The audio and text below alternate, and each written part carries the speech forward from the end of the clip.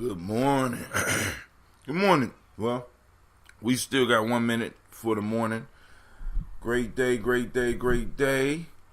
Great day. Spreaker. I want to welcome you all in first. I try to, work with my family. So here we go. We got YouTube up. We got Facebook up. Great opportunity. Great day to each and every last one of y'all.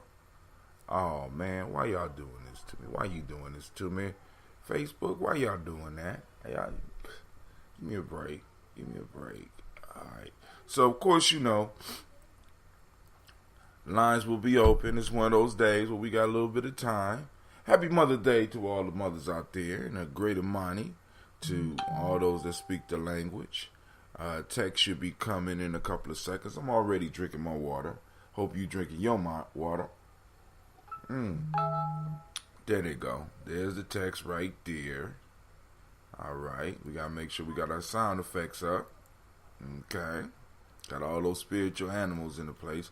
Make sure you know the line is open.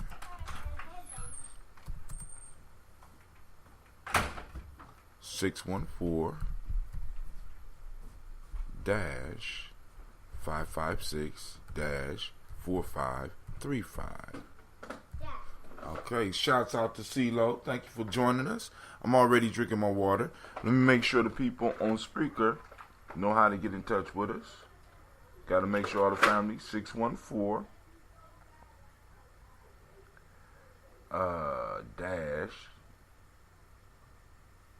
556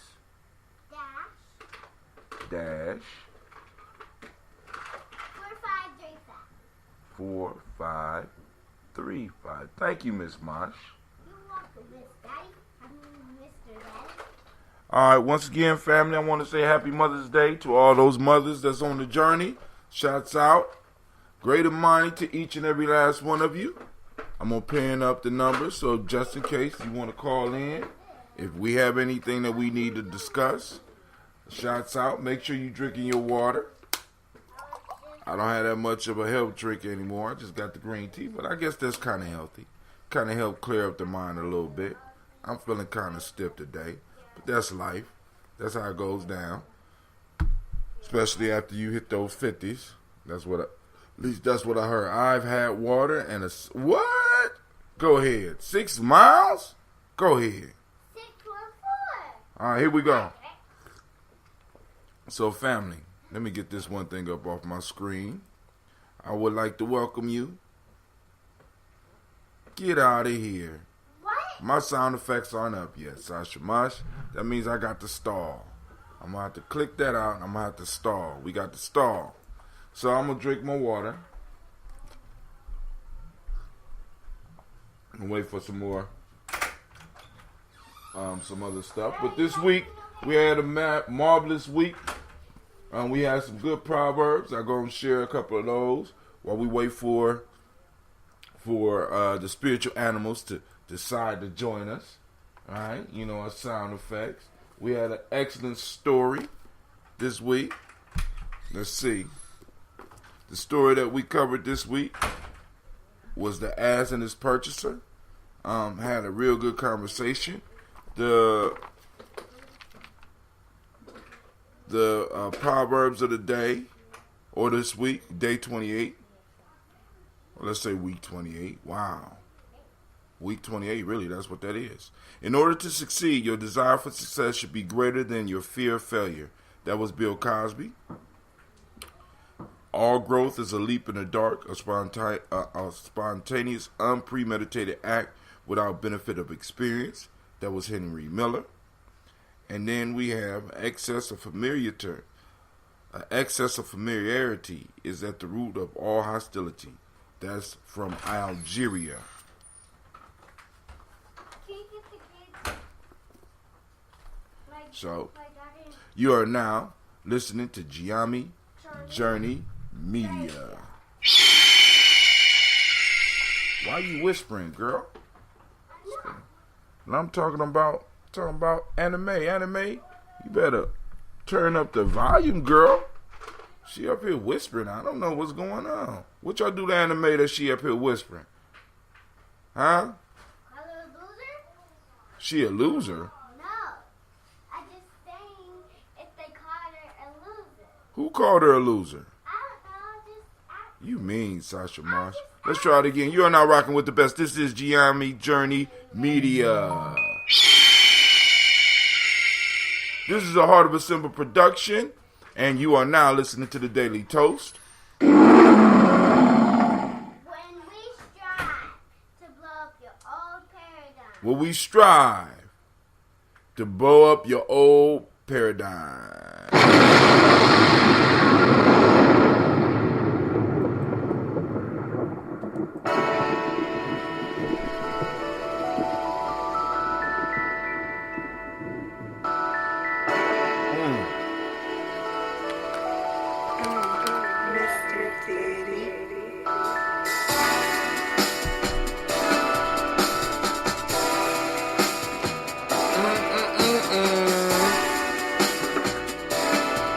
Come on, come on, come on, drink your water, but first, take your breath and drink your water. Take your breath and drink your water. Take your breath and drink your water. Take your breath. Drink, drink, drink, drink. Drink, drink, drink, drink. Now lift your glass and drink your water. Lift your glass and drink your water. Lift your glass and drink some water. Lift your glass. I see you, Miss Ruthie. Drink, drink, drink, drink. Drink, drink, drink, drink. Move your body, drink some water. Like 6 miles. Move your body, drink some water. Ah! Move your body, drink some water. Ooh! Move your body. Drink, drink, drink, drink. Shouts out to Miss Stephanie Jackson. Happy Mother's Day to all of y'all. Drink, drink, drink, drink. Now raise your glass and toast your ancestors. Now raise your glass and toast your ancestors. Now raise your glass and toast your ancestors. Now raise your glass. Drink, drink, drink, drink. Drink, drink, drink, drink. Now let's mix it up. Take your breath and drink your water. Lift your glass and drink some water. Move your body, drink some water. Raise your glass and toast your ancestors. Breathe, lift, move, lift. That's done. Here we go, try it again. Breathe, lift, move, toast. Got it. Now raise your glass and drink some water. Take your breath and drink some water. Move your body, drink some water. Raise your glass and toast your ancestors. What is going on with my sound? Drink, drink, drink, drink.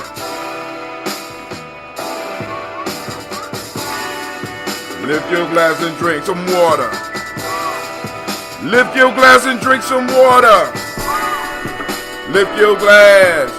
Lift your glass. Lift your glass. Let's get it. Alright, family.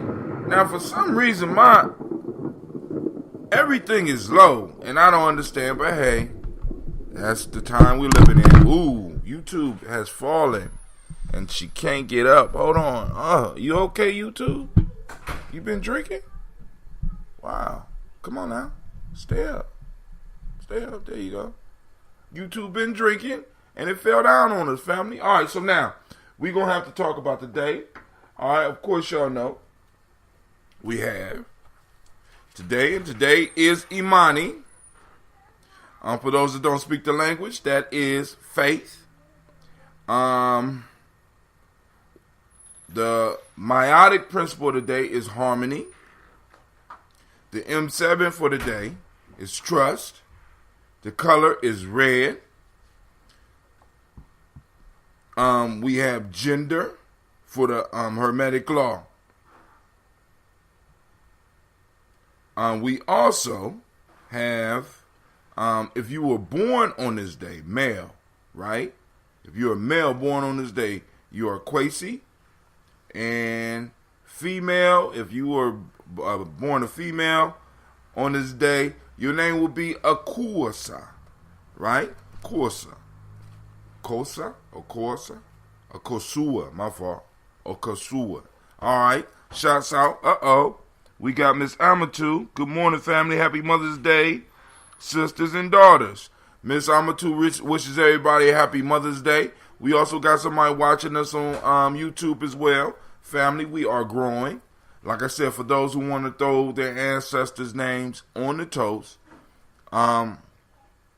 text 614-300-1875 and text Daily Toast. Hashtag Daily Toast. And I think a form will come out to you. If not, I'll text you back and I will have you go and list your ancestors. Or I'll send you a form so that you can list your ancestors, and I will add them to the list because our list is slowly but surely growing. I'm quite sure there's a lot of stuff for us to talk about. I just haven't been keeping up with the news. I was out putting out stuff up yesterday, and I'm having a, went and celebrated with my sister. So it was cool. So now let me see if I can find a poem. Well, the reason I've been sharing the poems because, family, we have the shirts available. Once again, this one is a package going out right here. It's kind of small for me, but it's just right for one of the sisters out there that's listening. Just the right size. Smell good too. Smell new. I love new smelling shirts. It's just something about a new smelling shirt. Daily Toaster shirt, because we building up our team, right? Also with the shirt, you get Poetry is My Religion and 7 sticks. I want to make sure it don't get bent up since my kids is around. Everything tends to get bent up with the babies, right? So let's see. Let's just pull a poem out. I won't do that one. No, Lord. All right, this is one I wrote years ago. It's called Morning. Somebody out there remember this one. All right, check this out. One of the few love poems I wrote. It's morning. I have never understood why it's called morning until I had to depart from you in mourning. The rising of the sun marks the beginning of the end of our passion. You reflect me as if you were the moon to my sun. You sing songs of ancient mysteries to my soul that I have to pursue, even at the peril of my life. I look into your eyes and see the end of this galaxy and the swirling dust particles that are the very thoughts of God. It's morning, and I'm mourning the passing of you as if I was watching a loved one die. You spark things in me that no one else has. It's morning, and I'm mourning the fact that I could never possess you because to possess you would be to destroy the very thing that binds us together. My morning. I know this sounds strange, but I would rather die 1,000 times than to be face to face. My fault. Rather than to be faced with the fact that I have become so used to you that I overlook what you are to me. You are the unpossessable love. This call is being recorded. Oh, now it's loud. I don't understand. Let me start back from that point. I know this sounds strange, but I would rather die 1,000 times than to be faced with the fact that I have become so used to you that I overlook what you are to me. You are the unpossessable love that I will lament over and tell tales of to my sons and grandsons. For your presence in my life reminds me that I am nothing but shadows and dust, and that all things are temporary, even the mourning that I feel for you. So yes, it is mourning, and I am mourning, but I know that joy can only follow grief as the day follows the night. The mourning that I feel empowers me as I pray that it does you.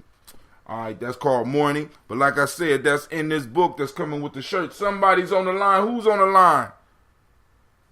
This is Brother Shaka. Not Shaka. Shaka Hasbury? Yes, sir. Okay, what's going on, good sir? Brother, I am so anxious and excited to see how the universe is going to get us all together on Saturday. I'm just, I hope that didn't sound some kind of way. Right now, I feel like it's going to be what it's supposed to be. And those who show up are the right people. And there's so much of a good energy for this. And for everybody that don't know at this point, I'm talking about the Malcolm X Festival. May 19th. Right? May 19th. 12 to 8 p.m. at the Millennium Community School, 3500 Refugee Road. Thank you for that, Chaka. Thank you for that. Absolutely.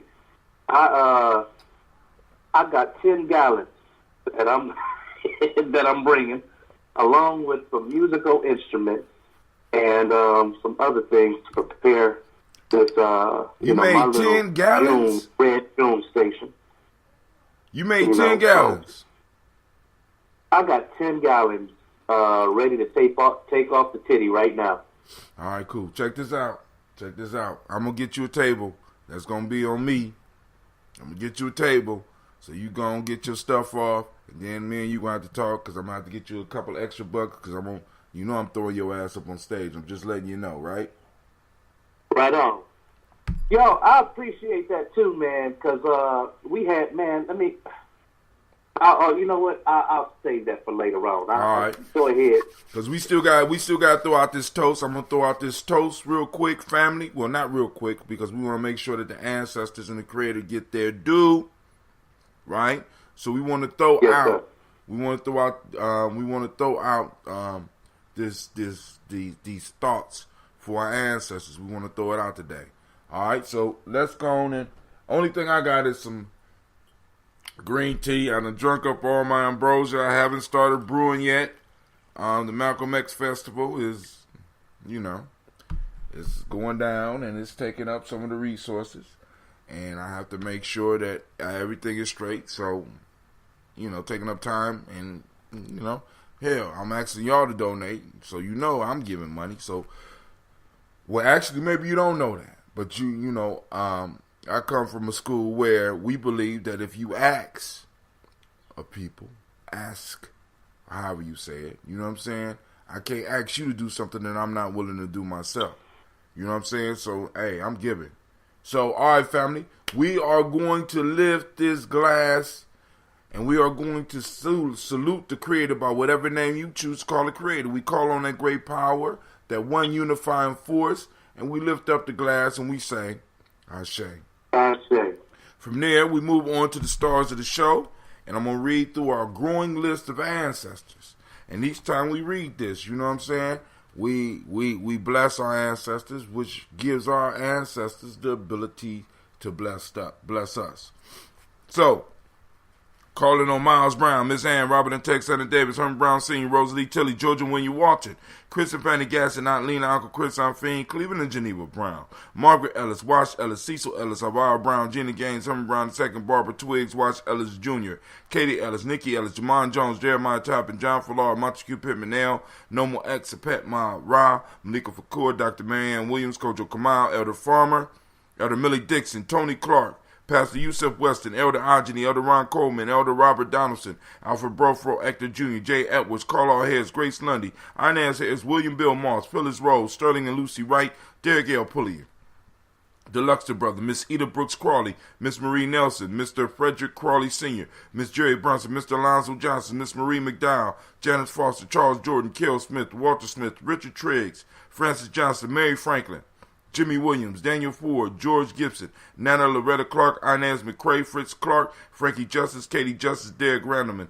Virginia Rogers, Reverend James Smith, Lois Henderson, Calvin Spratling, Mary Elizabeth Walker, Raymond Walker Sr., Sarah Jane Carter, Michael Ford Jr., Kellen D. Russell, Susie B. Smith, Teresa Clay, Melvin Dale Hines Jr., Herman Copeland, Mildred Copeland, Jenny Clay, Bird Beatty, Sarah Ware, Levita Farmer, Agoso Sue, Cheryl Harvey, Aunt Charmaine, Aunt Evelyn, Theolis Hasbury, Harvey Hasbury Sr., Leonard Dickinson, T.C. Islam, Terrell Dunbar, Will Thomas, Sarah Berry, Mark Walsh, Merle B. Thornton, Pearl G. Thornton, Ida Johnson, Florence M. Carter, Joanne Thornton, Edgar Tricia Lewis, Juanita Wright, Robert Wright, George Wright, Mary Eliza Frederick Davis, Mary Elizabeth Rogers, Mary Esther Keachler Reese, Linda Watson Hammonds, Jarrell Giles Watson, Sparrow, Slimmy Selvin Lewis, Andrew Holmes, Pearl Moore, Percy Moore, Jr., Mildred Owens, Booker T. Bowden, Charlie Hunt, Sammy Stover, Hilda Pearson, Sturgeon Thornton, Richard Thornton, Lobina Hall, Freeman Bankster, Mary Moss, Ophelia Peacock, Willie Thornton, Napoleon Kennedy, Mark Ramsey, Paul Ramsey,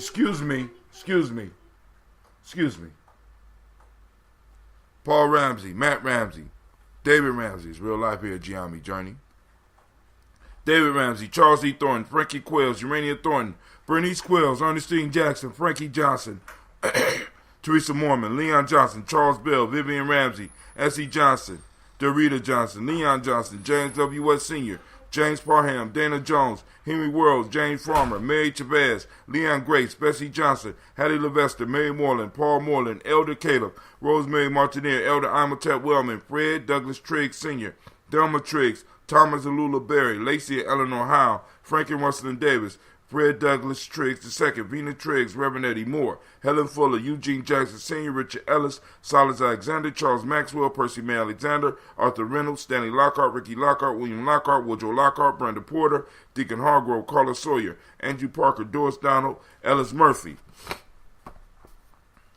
We got DeFriedis Hines, Inez Bostic, Edna Bostic, Winifred Scantleberry, Phyllis Lee, Eugene Spratling, Calvin Spratling, Charles Wooden, Penny Brown, Roy Lee Printup Jr., Joe Davis, Timothy Butler, John Dewey, Ruth Beard, Miriam Johnson, Wilbert Longmire, Edith Catney, Janice Carter, Michael Carter, Leon Peanut Carter, Margaret Carter, William Carter, Lisa Jordan, Charles Lee Mosley, Gene Holmes, Dana Jones, Peter Charles, Christy Nichols, Cardinal Robinson, Rosemary Charles, Ada Pearl, Bob Ingalls, Jack Wallace, Warren P. Finch, Tim Ingalls, Audrey Finch, William Billingsley Jr., Warren M. Finch, Jennifer Sensenbaugh, Hazel Gatson, Jerry Brantley, Brian Watson Jr., Kaniko Parson, Jason Cathy, Stacy Trice, Frank Smith,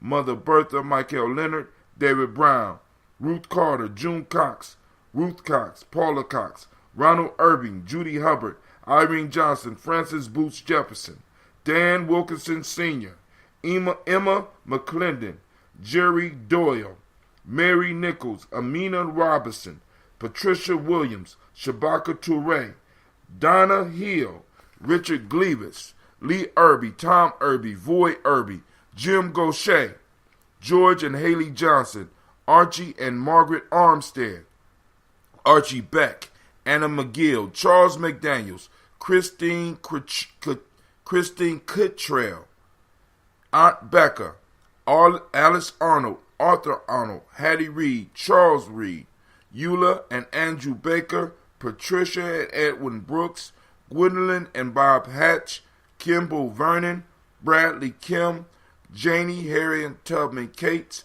Spencer Sturgis, Sally Mae Baker, Ethel Baker, Creola Baker, Geneva Baker, Aaron Nino Baby Hatch, Hatch Sr., Mally Miller, Halsey Hatch, Dad Cleveland, Mother Gibson, Alex Nixon, John Bowie, Lester and Rachel Sanders, Doretha Ross, Riola Ross, Robert Nelson, Francis Stevenson, Leroy Stokes, Neely Johnson, Fletcher Swan, Maddie and Charlie Scott, Vivian Stevenson, Mona Ann Lewis, Cornetta Lyman Lewis, John Jackson, William Dallas Lewis, Mary Frances, Chappelle Jackson, Michael Slade, Joanne Perkins, Richard Jackson, Martha Ford Dawson, Big Mama, Nanny Harris, Eva Ford, James Hairston, Margaret Towns, Mary Williams, Leroy Q. Heath Sr., Albert Moore, Miss Vanilla, Albus Motley, Geraldine Elizabeth, Douglas Thompson, Erlington Houston, Lud Alls, Elijah Alls, Jerome Alls, Henry West Stanton, Joel Gimel Alls, Ann Pierce, Donald Carter, Lily Green, Nathan Green, Bet Vaughn, and I think I read his name, but I'll read it again. Warren M. Finch. I want to make sure I got to make sure that I see that. All right, so family, we lift up the glass to our family, and we say, Ashe. From there, we move on. We move on to the present moment. We salute this moment, right? And we say Ashe. From there, we toast the future, right? Our children, our children's children, on to infinity. But it's all one continuum. So, once we raise to a certain level, we better see it all, right? So we lift up our glass and we say Ashe. From there, we salute all of our relations. We say Ashe. And last but not least, I salute the most powerful thing in this room. And that's you, family.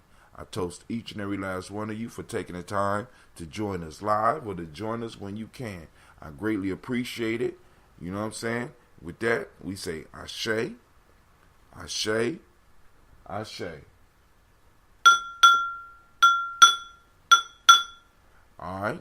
I wish you peace, power, joy, and 100 years. So now on to the conversation. Shaka, what's going on in your part of the world? You know what's going on, man, is that I realized that self-mastery, it really helps to for you to identify the energies around you. And, when you go through the trials, and, hey, can you hear me? Is there some disturbance? You actually sounding clearer than usual. I turned the volume down because for some reason Uber Conference is louder than the rest of my settings. And I'm trying to figure that out right now. Oh, okay. Don't worry. I was just hearing the feedback from that. But carry on, then. So I was at an event yesterday, purely for support. To support the thing that was going on. And once again, shout out to Christian Farmer, a young lady, 32 years old, that came up through the network and started a practice as a doula. And within the past year, got a grant, or got her organization funded, $1.4 million. And so I think that is definitely a beautiful thing for everybody who knows what these birthing specialists bring to the families that they serve, and for those who also understand the ancestral duties of the doula. So here we are celebrating a sacred practice, and as I look around the room, and you don't even have to use your eyes. You can close your eyes and listen to the folks who are speaking, and tell that there are folks in the room who have no idea. There are folks in the room who don't know how to kick into the higher self functions. So they're still in this lower self frequency. And when I say in this matter, we're talking about the event was a battle for our babies. It was about saving our babies and understanding, creating awareness about everything from SIDS to, whatever it is that, that is killing our babies at such an enormous rate, and you got people there who are just on this level of, they don't know how to deal with that, So they come with this level of when they're trying to describe these women, they're using words like sexy at a place that we're dealing with some very sacred energy. You know what I mean? Right. And it just lets me know that on a level of community, it's very important for us to not just take something sacred along with us, but protect it and let people know that it's there. And especially when people are on your team and they don't recognize it, they can be a detriment to you and what you're doing in the community. Yep. So I say all of that because that's why in nation building, there's a protocol and there's initiation. But in the community, it's supposed to be. Not necessarily so. Well, I mean, in nation building, in the way we do it, yes. But not in all aspects. You understand what I'm saying? Right. So, yeah. Because nation, but in the community, I mean, and really, we're coming to a point where we're going to have a discussion. If there is no initiation, is there truly a community? Because it's like, what holds us together other than us being black? You know what I'm saying? Oh man, yeah. It has to be. There has to be.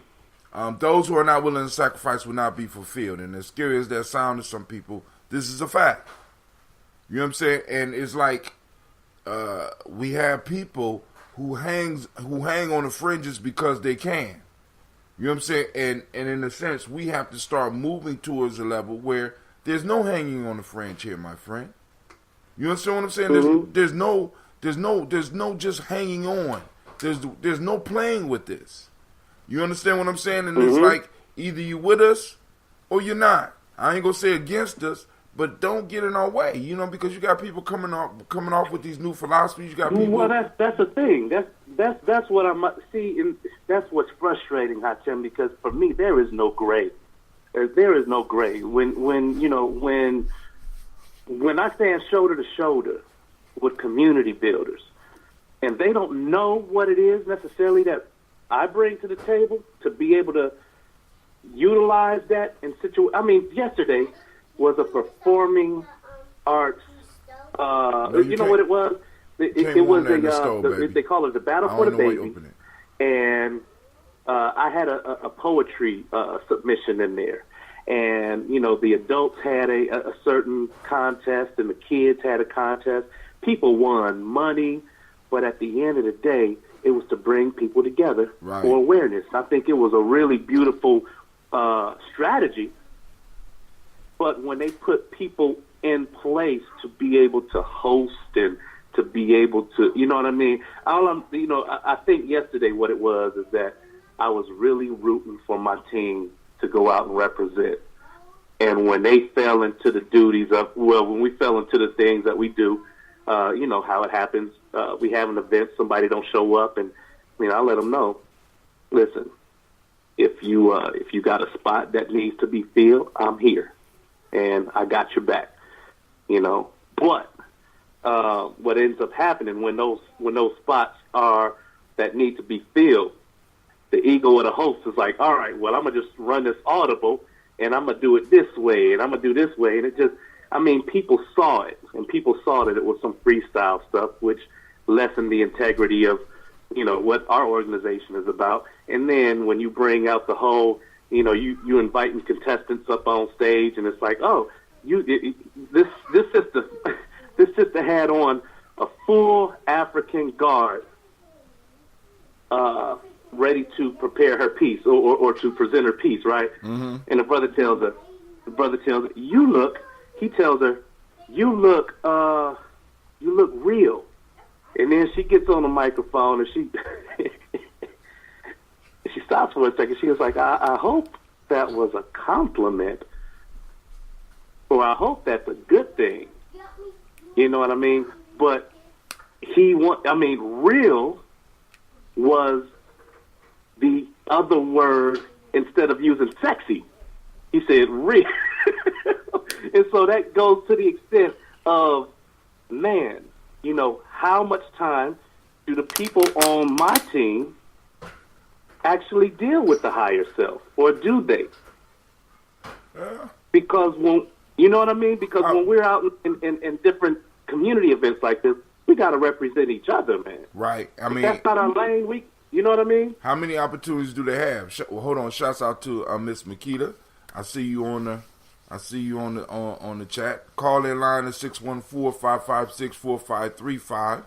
Right now we just having family talk. There's no direction. You know what I'm saying? We can talk about what you want right now. Shaka's talking about some of the issues that's going on in the community, not just in where he is, because he's in Cleveland, but these are issues that we deal with on a nationwide basis. And the question is, how often do our people get to be in a position where they can express this higher self? You understand what I'm saying? Because it's like, we're surrounded and inundated with reasons to expose the lower parts of our nature, if we want to call them lower parts, the base parts or whatever, because all of it works as a whole to make sure that we can survive.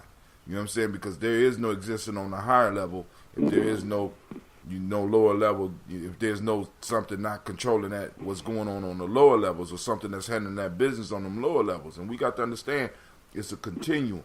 But you're right, there needs to be some form of representation when we go out there, and everybody ain't gonna be able to do it. Representation and reciprocation, in the sense that when you, all right, in layman's terms, the difference between higher self and lower self is one is selfish and the other one is selfless.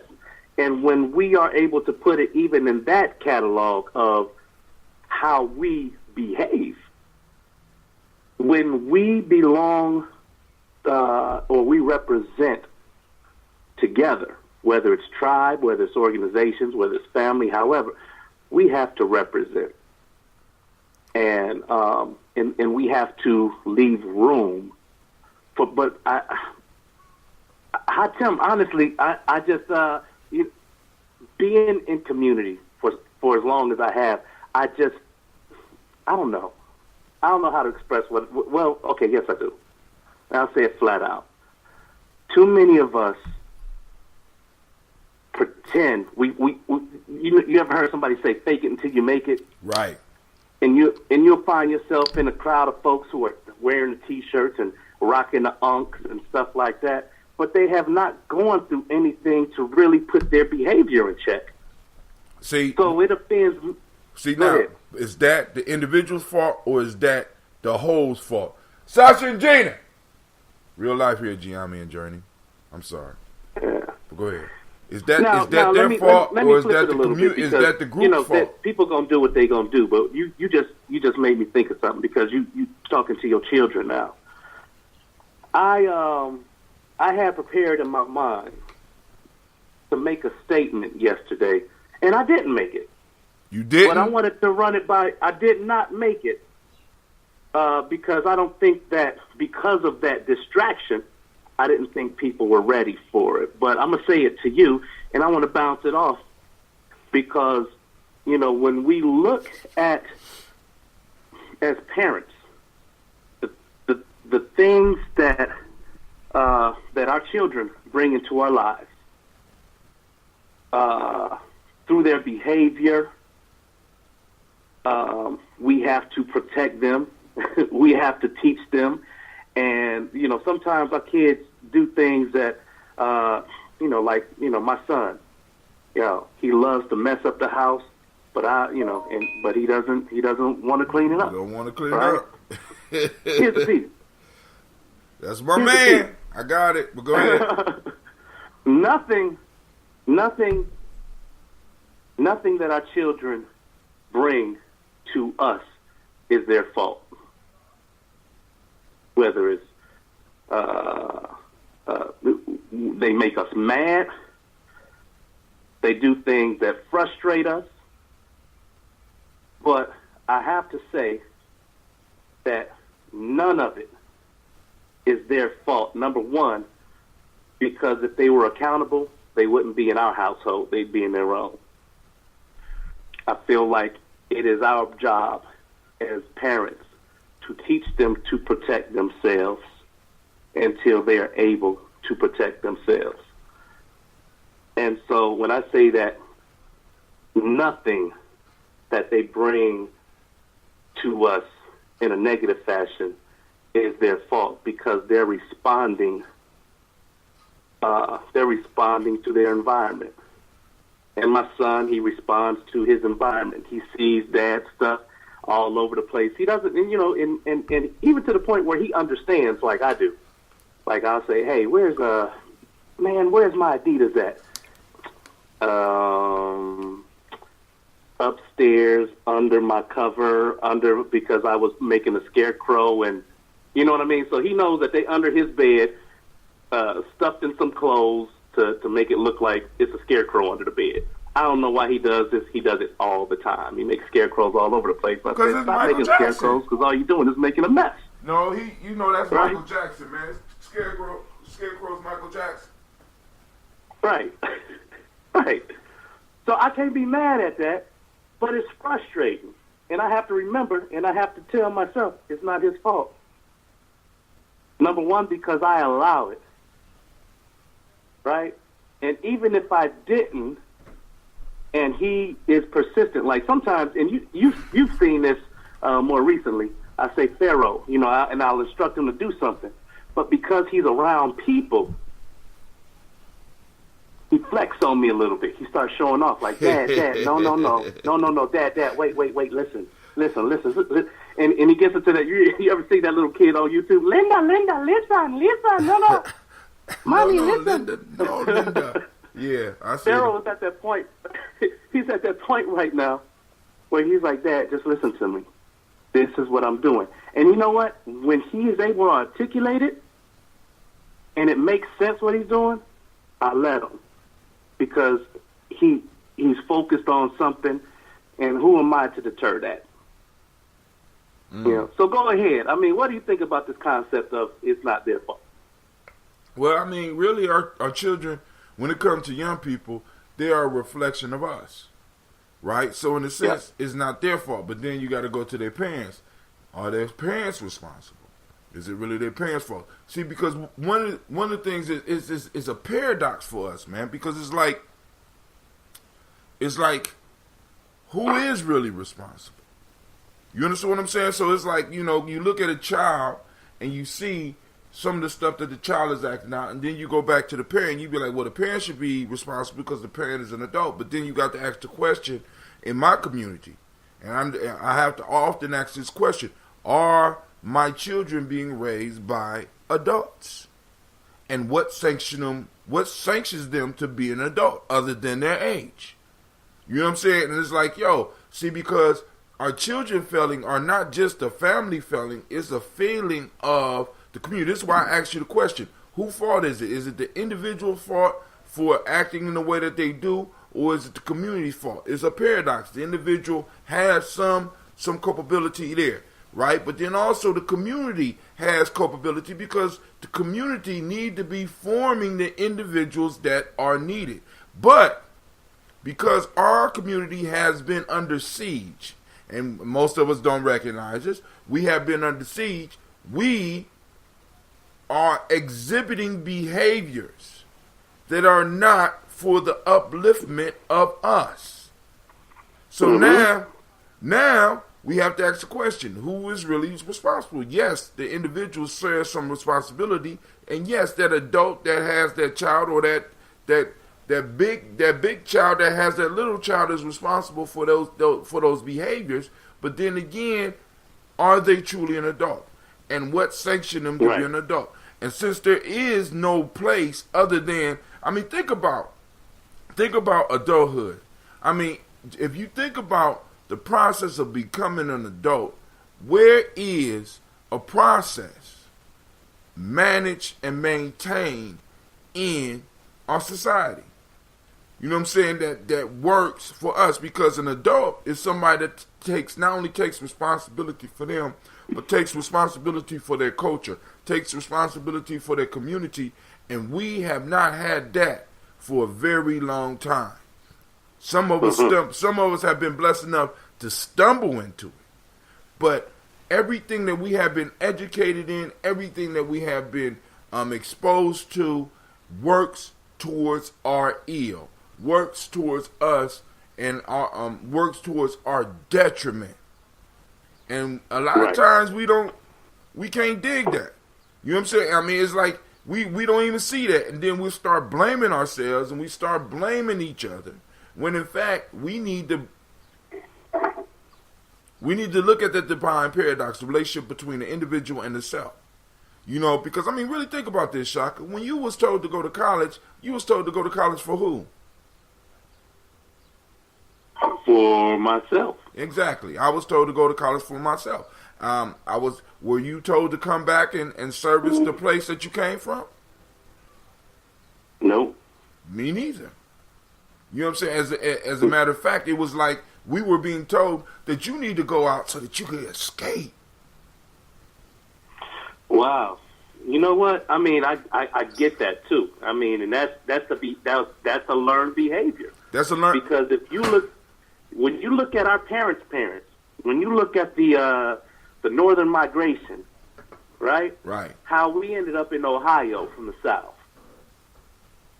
That's exactly why. Because you had sharecroppers that's just like, yo, I'm gonna send my kids to school, and we talking about, our grandparents sending our parents to school so that they can have something better, right? Right. And while that is now that's the family business. Is you going to school is the family business. Mm. You going to school is the family business because your father, who is who's cropping, or who's a carpenter, and have all these different these tradesmen, and these mothers who, what I don't want to put them in a box. Okay, go ahead. But what our grandmothers, especially on Mother's Day, I think that maybe we need to open. We need some of the sisters to come in and represent this. I mean, what was your grandmother doing? You know what I mean? How did you get to where you at? Whose choice was that? Whose decision was that? Because, like I said, it was their decision to send their children to college so that they can have something better, so that they can understand and acculturate themselves in a way that, the grandparents were not able to. Now, because they're still coming out of. Go ahead. I just want to stress this point, bro. You got to remember, they wasn't leaving the fields to because at that point in time, the escape was escaping the plantation life, escaping the sharecropper cycle. So you have people running to the north so that they could build something. At that point in time, there was nothing there, so that's where the escape came from.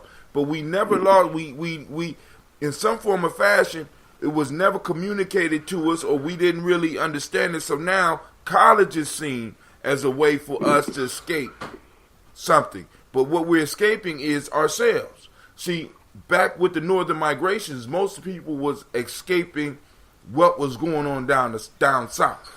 You understand? We both know people who had stories of individuals in their family who had to leave the South because they were going to literally kill him or her for something that they did, or people that was locked in to this sharecropping piece, and they could never get a heads up, and parts of the family would escape, and then they would get money back so that other people can escape, and they could move up north and possibly find a better life. Right? It wasn't necessarily about just going to college. It was about being able to establish a foundation so that you can actually live the life as a man or a woman. But coming north, you know what I'm saying? The economic situation might have been a little bit better, but then they kept running into some of the issues that were not as blatant in the north as in the south. Now, what happened when our generation came we still had this escape mentality. Our community still had this escape mentality now because we're locked into these areas. And people don't even understand how we ended up locked up into the areas where we are. Really, you got to check out where you grew up, Shaka, because if you really look at it,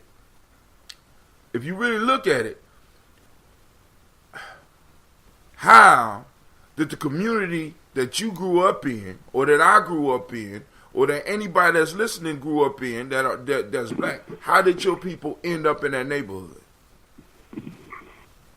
Mm-hmm. You know what I'm saying? Right. Did they choose to move in that neighborhood? Did they choose the houses that they had, or were they redlined into that area? Right. You know what I'm saying? Was that the only area that they could get?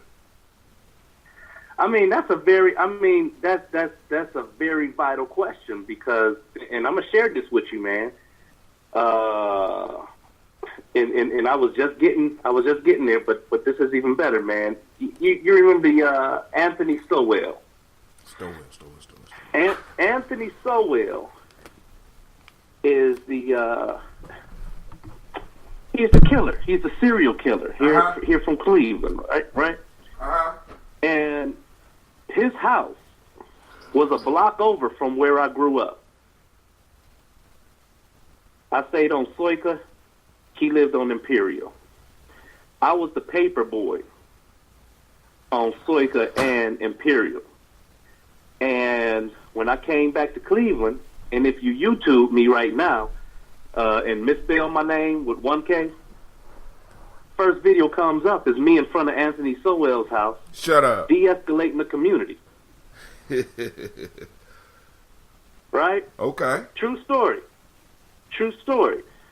The reason I bring him up is because when he was locked up the first time, he asked not to be released. He said, because if you release me, I will kill again. And they not only did they release him, but they put him over there on Imperial, a block from where I grew up, so that when he killed, he would kill some folk that they wouldn't miss. Was he black? Yes. Oh, okay. I mean, because, bruh, the fact of the matter is that a lot of black neighborhoods we have are there because black folks couldn't get nowhere else. I mean, I want you to think about the 70s and some of our grandparents and some of us who have older parents. They were doing financially, they were doing pretty good. I mean, it wasn't nothing compared to other communities, but it was good, and they had enough money to buy quality homes. But a lot of our people ended up being stuck in areas that were of lower value. So no. You all right? No, you want to take over. Go ahead. Right. So you look at these, you look at that same movement, and right now, over the past decade, we had, when I moved from the East Coast, I realized that a lot of our people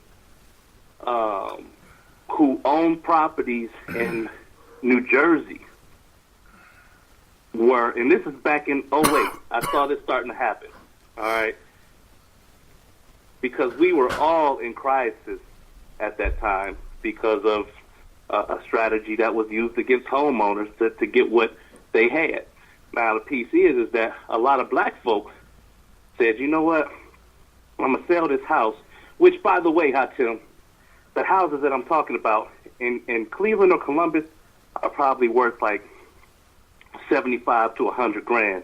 But you take those same houses in New Jersey, and those houses are probably like $350,000 to $500,000. Right. All right. And so what happens is that they say, let me sell this house, and with the money that I make, I'm going to just slide back down south and build brand new. You know, so I might make back $250 and invest $100,000 on a house that I want. And they all have the opportunity to do that, right? All of them. At least it Now, perceived. over the past decade, right. there's a lot of folks that come back from the north, back down to the south to develop because, they saw that they had the opportunity to pioneer their own communities again. So a lot of the villages that we're trying to build in the Midwest are already built and brand new down in from Atlanta down to the Carolinas. These things are happening already. But in the Midwest, how do we make that happen for us? How do we make that happen right now for us? When we talk about building village, and so do we really? My way is as you see, I'm trying to connect the nation builders with the community builders who have the resources and are dedicated to such a cause. And that's the hard part. Because you get folks, especially right now, I had a brother talking about, how much money it is out there right now for not just through gentrification, but how much money is out there and how, for good causes. But then all of a sudden, you see all these new activists coming to the that you never saw before. You never saw them before. Never saw them before. Never heard of their work. But then they got all these accolades, and you be wondering where that shit come from. And all that shit could be manufactured in a couple of weeks, dude. You know what I'm saying? We are being in you. See, because the piece that I'm trying to bring across is that where we live, especially in the north, was not a choice. When we're moving back down to the south, we have to really look at that and see if it's really a choice. And then we also really got to see how far are our dollars stretching. Because as a community, our money don't stretch like other people. Because in order to build a house, $100,000 is not enough. You know what I'm saying? I mean, for the 3-bedroom, you know what I'm saying, quality material, stuff like that. You know what I'm saying? You need a credit line, and these banks have still been refusing us credit. You know what I'm saying? Access to credit. And when we do get it, we always are paying more. So we have to understand that on Tone Talks, Tone spoke to I can't remember the brother's name. He just bought the Weather Channel, Byron Allen. And he talks about an economic genocide that is happening against our people because we're being frozen out. And then we get these illusions, like, for example, and I'm not saying what you're saying is an illusion, but this illusion that there's this enclave of black folks that are doing well and purchasing shit that, on the whole, we don't got. You know what I'm saying? Because when we look at the when we look at the numbers, right? You look them up yourself. When you look at the numbers, the median black family is worth $1,700. $1,700. The median. Yes.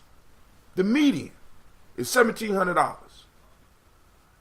Now, they ain't all, because you're going to have some with less, like myself.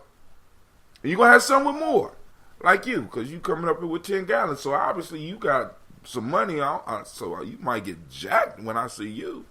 I'm give me some gallons, nigga. I don't know what's going on. You know what the hell going on? You got pretty bottles and shit. Look at that, pretty bottles.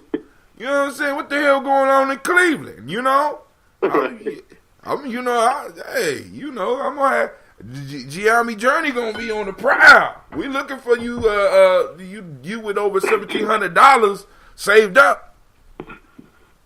Hey man, I'm gonna be honest. I'm gonna be transparent. I'm gonna put myself out there. Listen, man.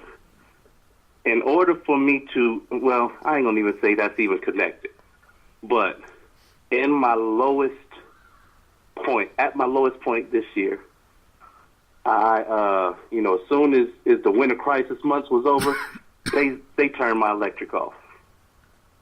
And they treated it like, yo. It was gangster how they did it. Oh yeah. It was real gangster how they did it. And when I went to Heat to go ahead and get my stuff reconnected, because, usually that's what I do, they said, nope, we ain't going to reconnect this dude until he pay us at least $500 because he owe twice that right now. And I'm like, man, look, so what am I going to do? And at my lowest point, I said, you know what? I'm going to take what I got right now, and I'm going to go ahead and start this brew. Because this is the fastest way to get that money. For me to be able to get that money. It's incredible. Right? But listen, our people are under a spell. We're under an illusion of wealth that does not exist. Right? I mean, we got the Jay-Z's, we got the T.I.'s, we got the mumble rappers, we got the celebrities, we got the athletes, and we think that is a picture of us. But no. But the fact of the matter is that a majority of us, like you, are just now able to make the bills and have to make choices like that all the time. Either this or that. And what that says is, one, we're being priced out of America. We're being priced out, family.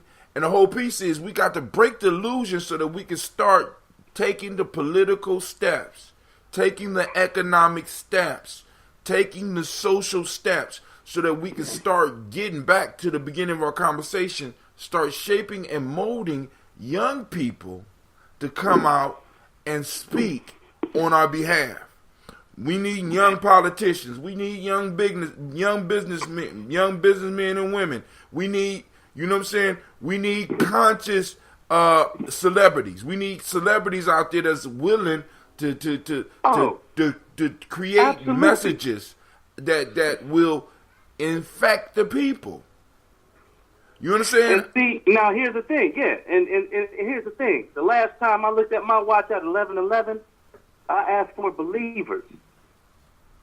And as you talk about economics, what I'm wondering is, what is the equity of our beliefs? How do we ignite that in each other?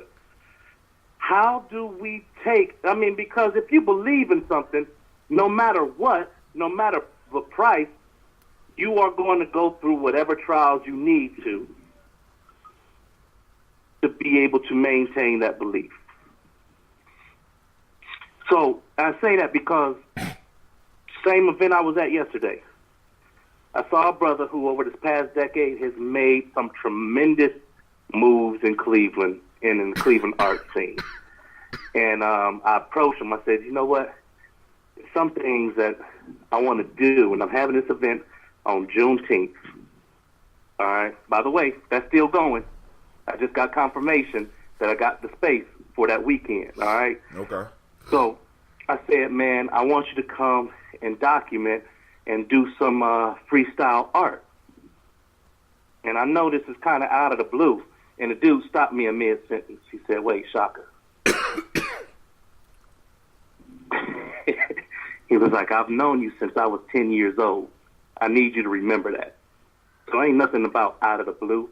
I know who you are, and I'm down with it. How do I get that type of response out of my people to be able to move forward and to walk with me so that we can show up the right way, so that we can show what the behavior is supposed to be like? Because people they're watching right now. But see, the thing is that it's like me trying to, if you've never seen The Wizard of Oz, I'm in Cleveland, I'm playing everybody doing a one-man show. I'm playing Dorothy, the Tin Man, the Scarecrow, the Wiz, the Witch, the dude standing by the door. But it's like people will see the difference when we all maintain our roles, and I don't want it to seem like it has to be a production, but at the same time, that work needs to be put in so that it is. Because as a team, if we're constantly showing up together in community, it's not that it's a protocol, it's customary. There's certain things that has to be there. If Hatim gonna be there, I know that Hatim only eat this, that, and the other. You know what I mean? So that's got to be there. If I know that most of my nation builders are vegetarian, I got to make sure that there's, that there ain't meat sandwiches all over the place and mixed in with the vegetarian food. You know what I mean? It's certain things that just has to be considered. And going full circle in this conversation, once again, what it comes down to is that if you are on a pursuit of mastering self, then in all your relations, that has to be maintained. In all your relations, that thing that you pronounce as your belief has to at least be respected by all the folks that you're dealing with. I felt like yesterday was it was a kick for me to see that, not only are they not privy, but that's not the way that they roll. And I say they, I'm just saying that there's people that's just not interested in the protocol. There's people that's just not interested in, they look at you with the spiritual thing and they're like, no, I'm not even a religious person. Right. It has nothing to do with religion. It has more to do with the respect of what it is that, of who you walk with. Like I say, and like we on this call because we as nation builders know that we never walk alone. We take this time on a daily basis to toast and to recognize the ancestors. But when you walk out and you expect to be able to build with people because they look like you or because they wearing the same symbol as you or whatnot, this is where a lot of us is going to lose the battle because we're not relationship building. We're not team building. We're not doing it effectively. And so I am very excited to see Columbus this week. I'm very excited to see the kids on Friday morning at Lady J's school. And I'm very excited to continue on throughout this weekend for my son to witness that. Yeah. I wish that, and right now I'm going to say it out loud because this is my movement. I want my son to know the nation builders and their families in Columbus so that when we visit, he has a tribe that he can go to. He has a place that we don't have to make calls all over the place to figure out where we're going to lay our head. You know what I mean? And I'm so excited. That part ain't even official yet, but I know I'm coming. You know what I mean? And that type of trust, that type of faith in my people, I cannot extend to those who are not on the level. Hey, somebody on Gye-Nyame Journey says most people only ever wanted to be able to enjoy the end products. They dread having to do any of the work. You know what I'm saying? And that get to our folk tales. That's the tale of the ant and the grasshopper and the ant. Are you a grasshopper or are you an ant? You know what I'm saying? And the piece is that we have to realize that ants may be that grasshoppers may be the majority right now. Right? So we have to understand that the numbers for me aren't as important as they used to be. Because the fact of the matter is that one of the things that this podcasting, this YouTubing, and this new thing on Facebook has taught me is that it don't matter how many people I got. What matters is how many people I move, how many people I connect with. You understand what I'm saying? The core. That's the most important piece. So if I go out there next week and it's just my crew, I'm satisfied. You know why? Because but I know it's going to be more than that. You know why? Because I have had an outpouring of people that are sacrificing, that are giving their $20, that's giving their $10, that's giving their $5, that's buying boots and stuff. So I know people are going to be, I know there's going to be people out there, but if there was only to be my crew, only be my tribe, only be my family, I would be satisfied. Why? Because, listen, I prefer to have a room, I would prefer to have an empty room with 10 people that I know that I can rely on, rather than have a full room of 1,000 that I have no idea. As a matter of fact, that I know they don't have anything to do with it. I don't have time for that no more. I need to be with the true now, because that's what we in the phase where we are right now. We need to be around the true, because right now, like you said, you got money become available, and all of a sudden everybody's conscious. I remember when rites of passage was the big thing all over the country, and all of a sudden you got all these experts all of a sudden coming out. Where the fuck were you 3 years ago? You know what I'm saying? Right. Well, I mean, and these are the type of questions that we have to start asking people, and we need to get rid of this. Everybody has to feel comfortable. This is why, like I said, I try to maintain peace, but I always have somebody around me that don't mind calling you on your bullshit. Now, I might try to settle the peace after that. You know what I'm saying? But we do need those individuals in our group that don't mind that. You know what I'm saying? Because we got to start distilling the real, the wheat from the shaft. We need wheat right now. Right. I don't need shafts. I need wheat. I need those individuals that are willing to do the work. Those individuals that are willing to grow. Those individuals that are willing to support and come. All the others, I'm not even impressed with them. You know what I'm saying? Even at a child level at this point in time, because after working in the schools, like you said, your question, I agree with it. Agree with your answer. That a child is not responsible, but I'm seeing children making adult choices now. And even though, I mean, and although we can say it goes to the parent, we have to trace it back to the community, and because there is no, like for example, when you look at traditional societies, and this is really all people, you never just got to claim that you was an adult. Man. There was, right now we have individuals that claim that they are adult. We have individuals that claim they are part of us, when in fact they are not. Anybody could do that. You know what I'm saying? You can't just, like for example, a lot of us heard the story about the white girl calling the police on the black girl sleeping in Yale. Right. Now, I want you to think about this. This white girl was able to call the police on this black girl at Yale. They demanded that this black girl show her their ID, show her ID. But nobody ever she was asked. Sleeping in the hallway. No, she was sleeping in the common area. Now, you've been in college. You know what the fuck going on in common areas. I know motherfuckers who had sex in common areas. The fuck? I mean, you know how different is Yale? Because we know some freaks up there too. So she called the police because this black girl was, you know what I'm saying, in a common area. Mm-hmm. Now this is the point. Nobody ever asked her for her ID.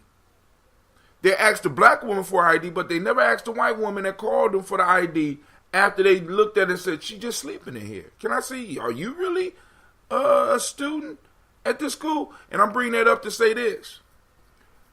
They didn't question her about her membership in that community, because in a sense they knew that she belonged. They looked at the one that was different. They could be like, it's a possibility that she might not be part of us. And the piece that we have to develop that. Everybody can't belong. You know what I'm saying? Everybody can't belong. Everybody, you know what I'm saying? And people like, oh, that's that elite shit. No, that's the survival shit. You know what I'm saying? The Black Panthers allowed a lot of motherfuckers in too. Hell, And Malcolm you know X. But that's Malcolm X that's was a whole different. Malcolm I've X heard- was open after he left the Nation of Islam. A lot of people went too. Hell, Right. I mean, and here's the thing about that, man. When you want, I had a brother do a whole paper on how even the gangs and a lot of the fraternal organizations came out of, not just the fraternal organization, but the street gangs came out of the concept of Freemasonry. In the sense that even in Chicago, when you break down the symbolisms of the Vice Lords and the Blackstone Rangers, and so they all have a historical, where they derive from. Why did I bring this up? membership. Why did I bring this up? You have to be able to prove that you belong. Not only can they look at you by your color and tell that you belong, there's a certain way in which you speak. There's certain things, there's certain tests that you can pass. And we have to start having those because our communities are just open. Anybody can move in. See, this is how fucked up. See, we live in transit areas, most of us. We don't realize that, but we live in transit areas where you can have a neighbor for 1 year and then they'll be gone and somebody else is up in there. That's called transient. In a stable community, there is no transient shit going on. You know what I'm saying? You live in an area for years, and you usually pass that shit down to somebody else in the family. And the only way some outsider would get it is if you have nobody to pass it to. We live in transit areas. You can't build community when there's constant transitions happening in that area. Part of community is being, not just knowing a motherfucker and being like, hey, it's really knowing. It's being able to have respect. Why? Because I see you and I get to know you. And we have the 3 R's of relationship: respect, responsibility, and reciprocity. That's what, you know what I'm saying? Relationships. This is what's bothering me at school, because I have kids that want to be related to me, want to have a relationship with me, but they don't understand relationships because their parents don't understand the 3 R's of relationship: respect, responsibility, reciprocity. You can't, you know what I'm saying? Back to that. I got kids. Back to that. What? Hold on. I was talking to a group of young ladies at the school, and I said, you know how you could tell my children, those that are really related to me? They said, how? They're never in my room. Wow. They're never in my room. Those that think that they're close to me and they come to say what's up to me, you know what I'm saying? That's how you could tell the fake relationship. It's a fake relationship. You know what I'm saying? You're not down here for my benefit. You came down here in some form or fashion for your benefit. You didn't actually come to check on me. Because if me and you really had a relationship, you respect the fact of what I do and what this room represents, and you will try it. You will be in tears to come down here to see me, unless it's before or after school, or if you had a hall pass. That where you actually said, I wanted to go check on Mr. Brown, blah blah blah, or Brother Hatim, or however they know me. You know what I'm saying? But now, what's the age grade of students you're dealing with? I deal with kindergartners all the way up to 8th grade. Wow. So imagine if one of your 6th graders was in your office. Which they are every day, but go ahead. One of your 6th graders in the office because you found some crack on them. Okay. Let's say you found a brick. Let's say you found a brick. Right? A brick of what? And you talking about a kilo? Crack. Huh? You talking about a kilo of crack? When you say a brick, you talking about a kilo? Yeah. Okay. All right. You going extreme, but go ahead. I mean, here's the thing. and I'm really all right. So here's the piece: is that a young man that I mentored in East Orange, New Jersey. That was his life story. His life story is that at 12 years old, he was the man of the house, and he had to do what he had to do. But if this child comes to you and you like, hey man, you only in grade school, and that ain't cool. What do you say when he say, hey, my pop's gone, and my brother need baby food? He the man of the house. Is it his fault? Is it his fault? Right, going back to the... That's community fault. That's community fault. That's community... That. See, because that goes back to, is the child at fault? Yeah, he making adult choices, but the reason he makes adult choices because, in a sense, the community has basically allowed him to fend for himself. You understand what I'm saying? Because it's like, yo, in a community, if it takes a village to raise a child, why does this child feel the responsibility that he has to step up? So obviously, he don't have a village. So right. Now, but here's the thing. It's a tough one, man, because in his story, he say, plus, I get a brick off a week, off a principal, to my principal. What? Say that again? He say he get a brick off a week, off principal, to his principal. Stop. So you saying that the boy was selling dope and was getting the dope from the principal? Is that what you saying? Selling it to the principal. Well, now I'm kind of concerned because what type of principal got enough money to get off a brick a week to... I don't know no principals making that type of money in the inner city. So it's some other shit going on here. So now... So I would have to resign from that job and move on because eventually there's going to be a hit squad sent up into that motherfucking school because there's some money being fucked up. I'm just saying. So, you saying he gets a brick off to the principal. We talking about a brick of crack. Now, that's processed cocaine, which is going to bring more money than an actual brick of cocaine is going to cost. This boy is getting it off. I have to leave. I'm not dealing with it. Here's your brick. You go on, talk to the... I have to leave. Oh, this ain't no Black Lightning episode. No. This is Black Be Gone. I'm gone because, dude, I mean, what you talking about? I mean, like I said, I couldn't even imagine that. I'm sitting up here like, damn. You know what I'm saying? Damn, that's a lot of money. And you talking about a week per week? Dude. Mm-hmm. You know what I'm saying? I have to, those families that I truly have a relationship with, I have to serve the reciprocity. You know what I'm saying? And be like, yo, some shit going on in that school. You might, you know what I'm saying? You need to move.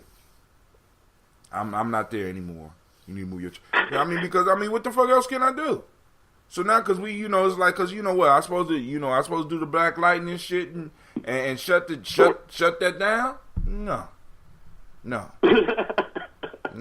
not on my salary. I can't do it.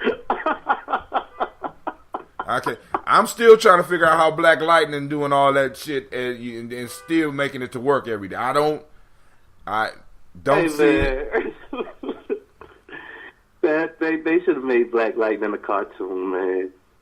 Oh, I mean, the show was good, but like I said, but it's kind of good to escape reality every now and then, I'm like, I don't know how this nigga doing this, but hey. I mean, is what universe does he belong to? DC. He's DC. DC, yes. Okay, that makes sense then. That makes sense. I expect that from a DC show. Okay. Whenever you watching the movie and they come up with a different name for a city, that's usually DC. New York and all that is Marvel. Marvel usually use there's very few fake cities in Marvel, and everything seems to happen in New York. Man, I never even thought about that. You're right. Metropolis, Gotham. Yeah. Yeah. That's all some DC stuff. Huh. So what do we need to do from this point to prepare to make this weekend the best and livest event of the year?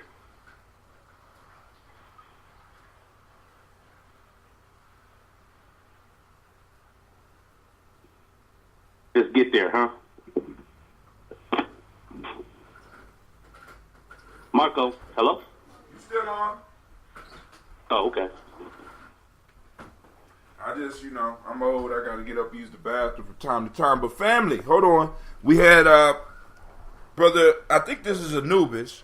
Anubis checked in. He said, when we was talking about the black woman that was taken out of the dorm room for having the audacity to sleep in the restroom, that the woman that called it on her, not to mention she's supposedly a feminist. Aren't they always pro-female everything? You know what I'm saying? Now, when you ask questions like that, what universe is he in? And Anubis is on, you got to be careful how you ask these questions, because Anubis is trying to get an answer. Because he says, we're not sure which Earth, though. Because in D.C. you got... No, really, in D.C. they got a whole bunch of different Earths. Whole bunch. So it's like, and they're categorized, and it's the same thing in Marvel, too.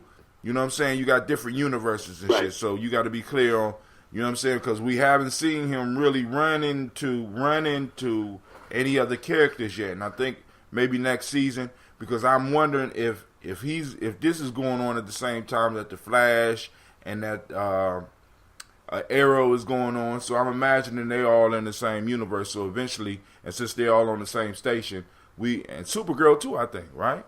No, Supergirl's on another station, but we know Supergirl is in that universe. So more than likely, it's the Earth that they are. But we ain't gonna get all into that. Yeah, I had to get out of their world for a minute, man, because everybody was becoming assassins under Ra's al Ghul. I said, man, you know what? Batman is just one of many now. Dude, not only that. Now I was one of the reasons I'm sore is that Friday night I watched John Wick 2.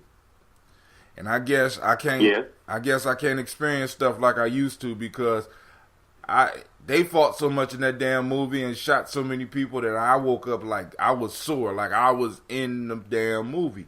But when you look at the movie was about a secret society of assassins where they, you know what I'm saying? It's like, and sometimes you got to really wonder, do they really got shit like that? And, because it's like everybody was an assassin in this motherfucker. Everybody, almost everybody was an assassin in the movie, and you be like, what? You know what I'm saying? So it is some underground stuff going on that we possibly don't know about. You know what I'm saying? Absolutely.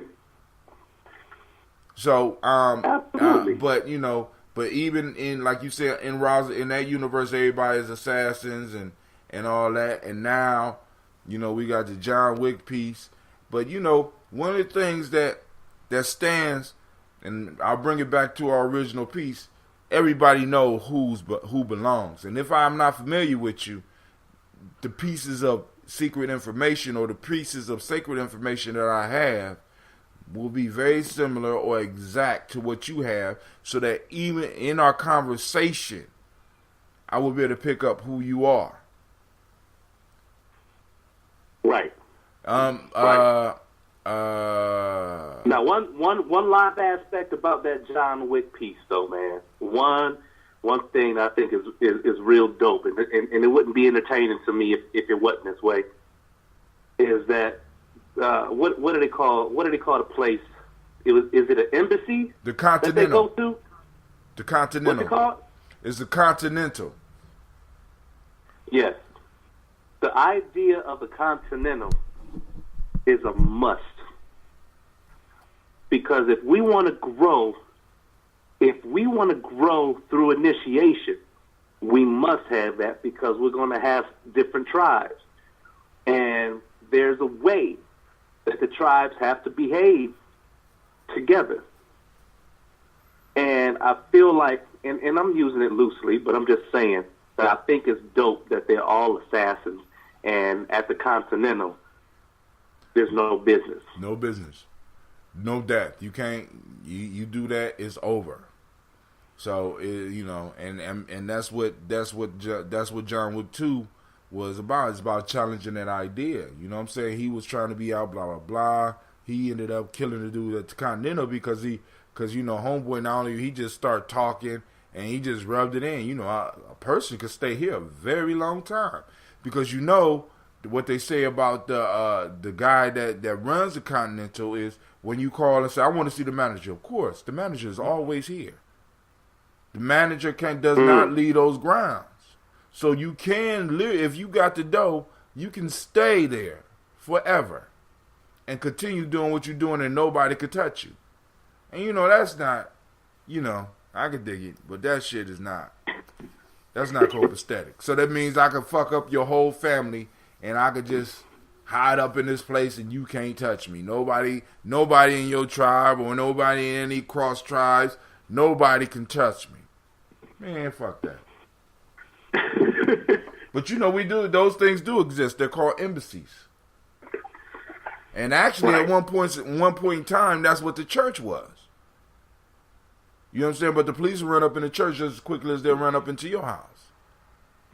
Yeah, and that's another thing. Like, I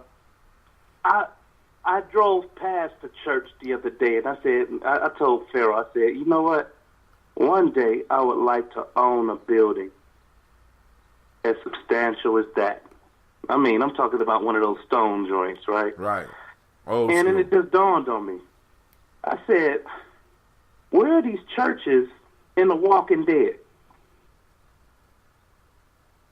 What? In The Walking Dead. In the show Walking Dead, like they had one season they was living in a prison because it was protected. You know what I mean? It had the fences and it had stone walls. Okay. They had one. They went to the governor's little civilization.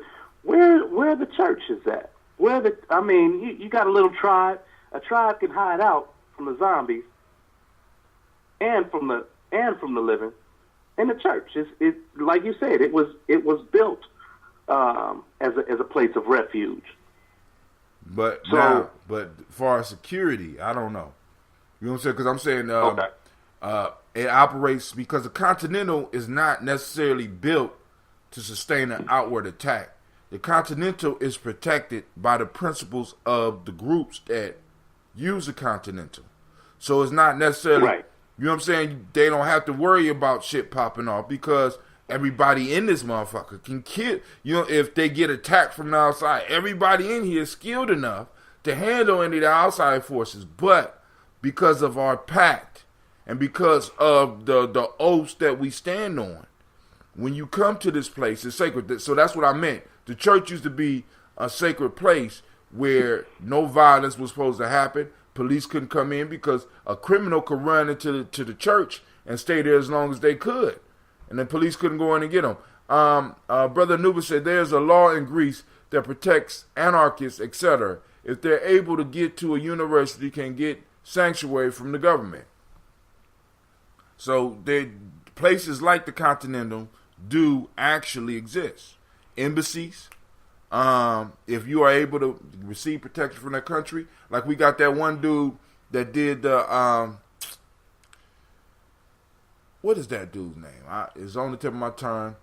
He's living in he was living in an embassy for years. United States been chasing him, and I think he living in embassy in Argentina or something like that, and he never has to leave.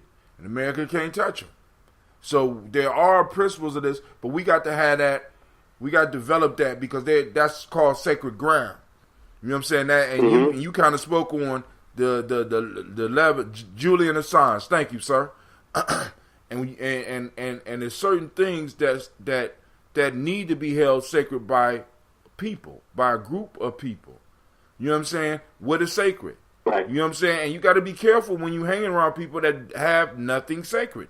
Because a lot of us don't have It's Bolivia embassy. He's in London at the Bolivian embassy, I think. Okay, so, but family, what I'm gonna do is I'm gonna shut it down. I want to thank Shaka for coming in because we on an hour and 34 minutes. I still the microwave went out, so I gotta cook some stuff for my kids the old-fashioned way, right? The old-fashioned way. I'm gonna have to throw something on the grill because Sasha hungry. And I want to thank, well, I don't grill, but I make some food. But I'm gonna get them together, and I want to thank everybody that took the time for stopping in. I want to tell everybody to like and subscribe, and most importantly, share. You know what I'm saying? Because when you share it, you extend our algorithm. So when you listen to any of our shows, make sure you share, right? Because it extends the algorithm and helps us as far as this movement. I want to remind you that on May 19th, which is next Kuumba, we will be having the Malcolm X Festival, and I hope to see you in the place, right? And we're going to have a whole bunch of stuff going on. We got the flyers, so hopefully a flyer will be coming by you real soon. Be looking for them. You know what I'm saying? If you want some so that you can distribute them, let let me know. We got access to a few. And with that, before we do that, as I usually do, let me give my honored guest the opportunity to go and throw out some closing words. Oh, well, thank you so much, Tim. I want to say this. When we have these things that causes people to move together, once again, and I cannot reiterate it enough, please hold true to what is sacred in your heart, because that is where you give yourself and you give us permission to make magic happen. Well, what we call magic anyway is because if on a daily basis, we're bringing this vibration because we are bringing the ancestors into the conversation. Because we understand it, and because that is a part of who we are, let us, when we come together, be about that so that we can explore the depths of each other without offending the nature of what we came to do. I hope that was clear, because I said exactly what I needed to say. All right, family, I want to thank you. Once again, you are now rocking with the best. This is Gye-Nyame Journey Media. Remix. The hell, anime? This is Gye-Nyame Journey Media. That's a little bit better, but you still sound like you shy or something. This is Heart of Simple Production. You have joined us for the Daily Toast. I want to thank all my Daily Toasters for stepping out. And we are done. And of course, this is a Heart of a Simple Production. We strive to blow up your old paradigms. And with that, we are gone. Peace.